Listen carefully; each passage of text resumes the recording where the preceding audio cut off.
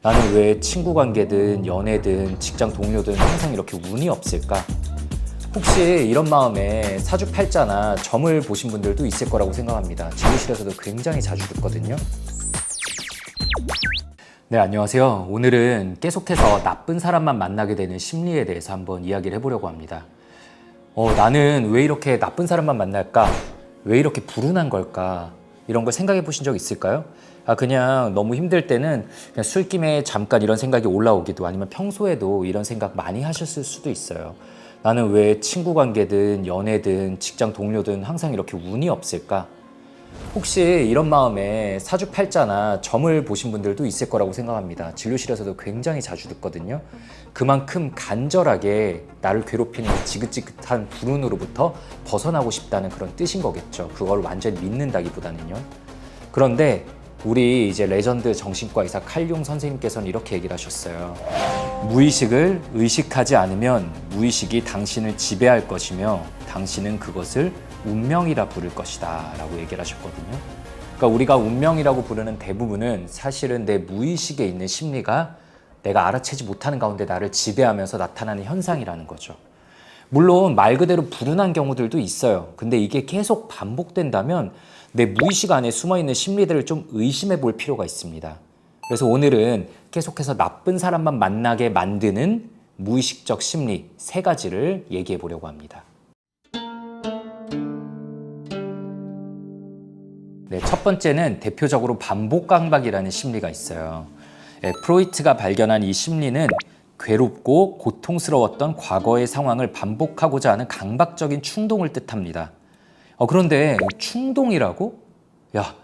너무 아픈 이 상처를 내가 안 그래도 힘들어 죽겠는데 이걸 내가 선택해서 반복한 거라고? 이런 말들은 당연히 받아들이기 쉽지가 않아요. 저 같아도 그럴 거예요. 그래서 이런 얘기를 하는 사람이나 뭐 책에게 화가 나고 좀 실망스러울 수도 있습니다. 그런데 이런 반복 강박, 내가 상처를 스스로 반복하는 심리는 생각보다 굉장히 흔해요.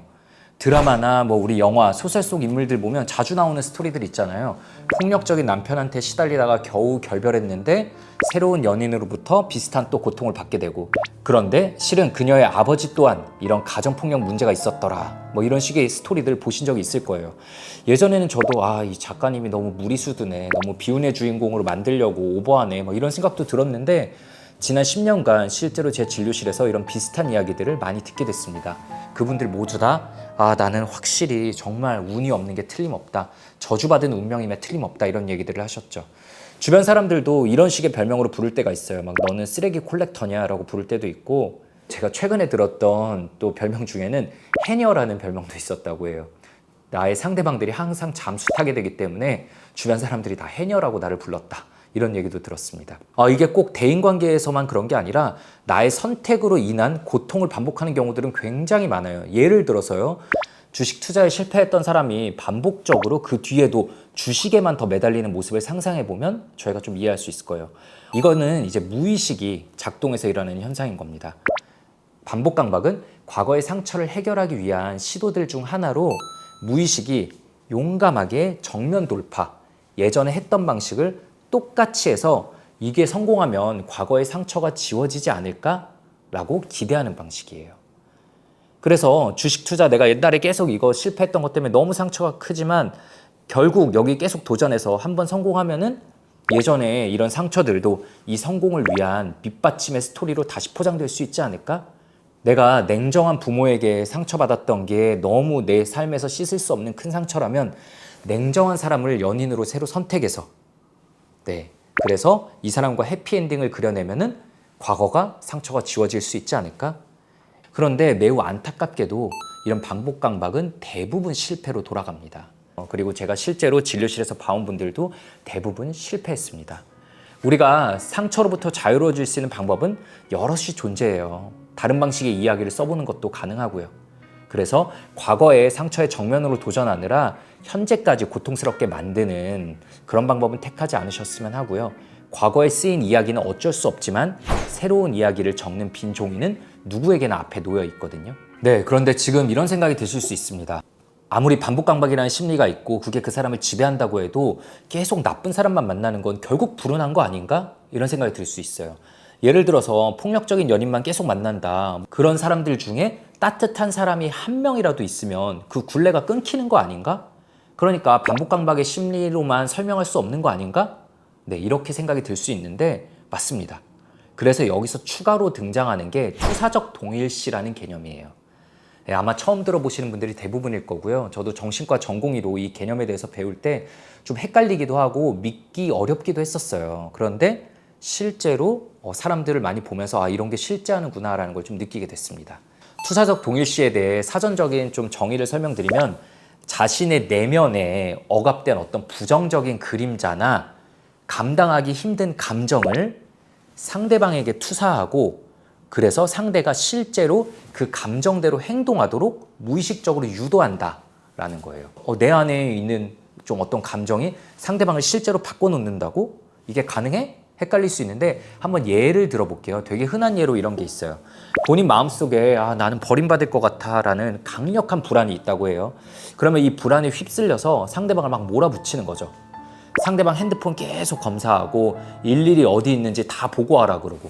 그러면 상대방은 어떻게 될까요? 처음에는 좀 상대방을 안심시켜 주려고 애쓰고 노력하다가 나름의 노력을 하는데 그럴 때 투사적 동일시는 저 사람 이렇게 노력하니까 그래 믿을 만한 사람이구나 이제 그만하자 이렇게 되는 게 아니라 투사적 동일시의 방어 기제는 여기서 상대방을 더 몰아붙입니다. 이래도 안 떠나? 너 이렇게까지 내가 몰아붙여도 안 떠나? 나는 이렇게까지 해도 너가 안 떠날 사람이라는 걸 확인하고 싶어 라는 마음에 그런 무의식적 소망에 상대방을 정말 끝까지 좀 잔인할 정도로 몰아붙여요. 그래서 결국 상대방이 지쳐서 떠나게 되죠. 네, 그러면 역시 또 나는 버림받았어. 세상에 믿을 사람 하나도 없어 라고 자신의 분을 탓하게 되는 결론으로 이어지죠.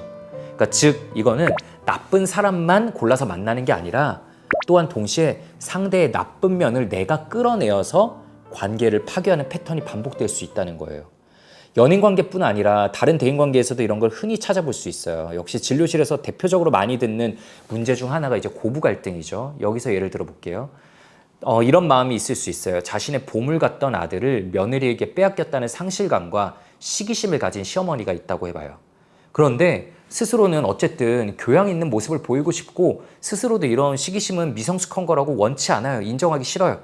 그런데 무의식 속에서 자기도 모르게 이 며느리를 툭툭 건드리는 거죠. 예를 들어서 요즘 젊은 애들은 참 편하게 살아서 좋겠다 같은 미묘하게 수동 공격적인 태도로 비난을 하는 거예요.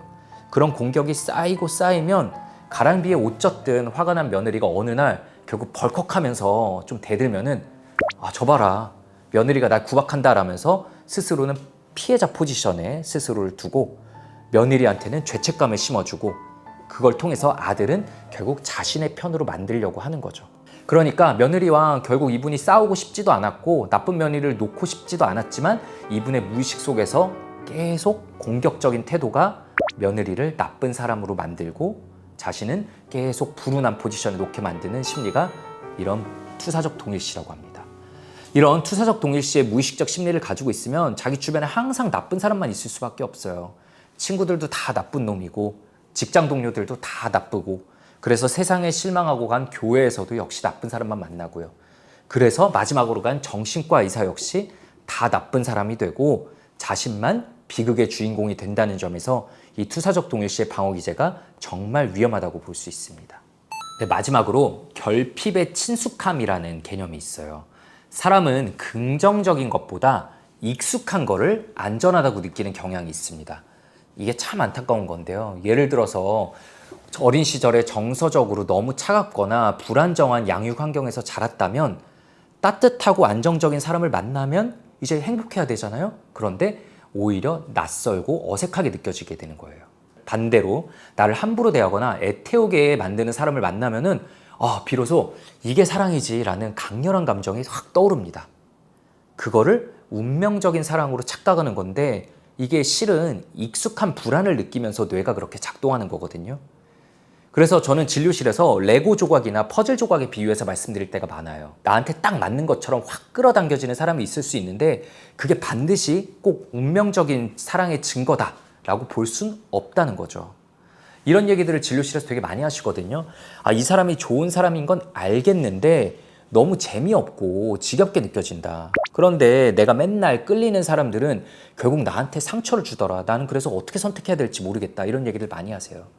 앞서 말씀드린 것처럼 이건 우리 뇌가 행복보다 익숙함을 더 안전하다고 착각하기 때문에 일어나는 현상인데요. 이 무의식의 굴레에서 벗어나기 위해서는 일종의 연습과 훈련이 필요합니다. 결핍에 익숙한 사람들은 누군가에게 강렬하게 끌릴 때 이거를 운명이나 사랑으로 착각하기 쉬워요. 하지만 그것은 사실 익숙한 상처의 재현일 가능성이 높고요. 그래서 누군가를 만났을 때 가슴이 뛰고 불안하면서도 강렬한 도파민이 솟구친다면 드디어 내 짝을 만났구나. 이거에 끌려가지 말고요. 내 무의식이 익숙한 결핍의 냄새를 맡았구나 라고 스스로 경계하면서 브레이크를 좀 걸어줘야 됩니다. 내 직관, 이 느낌을 의심해야 됩니다. 왠지 모르게 끌리는 사람보다는 좀 심심하고 지루하지만 나를 존중해주는 사람에게 의도적으로 머물러 보는 연습이 필요해요. 건강한 관계에서 느껴지는 평온함을 지루하다라고 치부하지 말고 이게 진정한 평화일 수 있다는 거를 좀 새롭게 생각해 봐야 됩니다. 내 마음속에 있는 나는 대접받을 자격이 없고 불운한 사람이기 때문에 항상 나쁜 사람만 만난다라는 내면의 틀, 무의식적 전제를 깨야 됩니다. 나를 함부로 대하는 사람에게 화를 내는 것보다 나를 잘 대해주는 사람을 밀어내지 않는 게 더 중요한 훈련이에요. 근데 우리는 계속 나를 함부로 대하는 사람에게 어떻게 하면 거절할지 이것만 연습하는데 그게 아니라 나를 잘 대해주는 사람에게 이 뭔가 심심함, 뭔가 지루함 이거를 평화라고 견디면서 한번 이 관계를 유지해보는 이런 훈련이 더 중요하다는 거 좀 잊지 않으셨으면 좋겠어요. 우리 모두는 자신도 모르는 사이에 어떤 무의식적인 심리 패턴을 숨겨진 걸 가지고 있고요. 이 심리 패턴에 따라서 친구든 연인이든 만나는 사람의 유형이 반복이 됩니다. 네, 모두가 그래요. 저 역시도 여기서 자유로울 수가 없었고요. 더 자세한 내용이 궁금하신 분들은 이 문제적 사랑 책을 통해서 내 무의식 속에 숨겨진 심리 패턴을 좀 알아채고요. 변화의 가능성을 한번 만들어 가시면 좋겠어요. 내가 더 건강한 만남을 하고 싶다. 혹은 주변의 친구나 내 자녀가 건강한 만남을 했으면 좋겠다. 라는 이런 마음을 갖고 있는 모든 분들에게 자신 있게 이 책을 권유해 드리고 싶습니다.